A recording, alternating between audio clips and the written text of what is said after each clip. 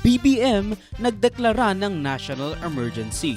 Loren Legarda nag-crash out.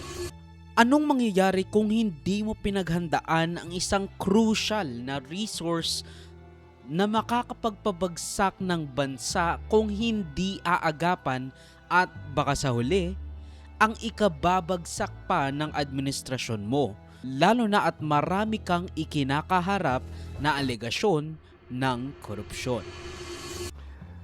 Ngayon, nabalitang-balita na kahapon, nakadeklara kami ng energy emergency.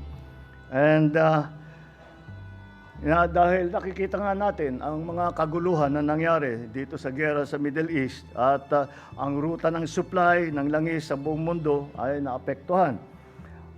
At tayo bilang wala tayong langis at karamihan ay halos lahat ng langis ay ating ini-import at karamihan dyan ay doon galing. Kailangan natin maghanda kung ito ay lalala pa at tatagal pa. Malinaw ang salitang ginamit natin, energy emergency.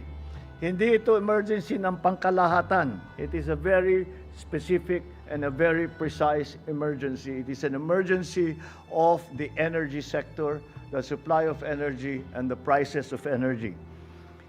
I want to assure everyone that this does not mean that we should panic.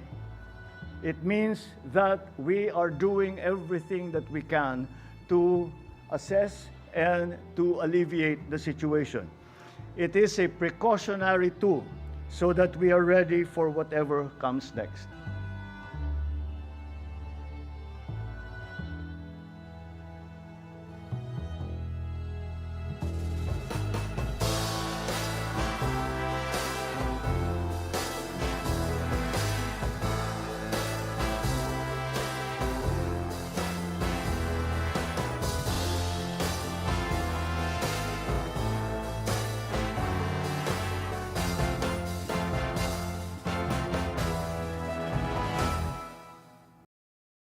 Nagdeklara na ng State of National Energy Emergency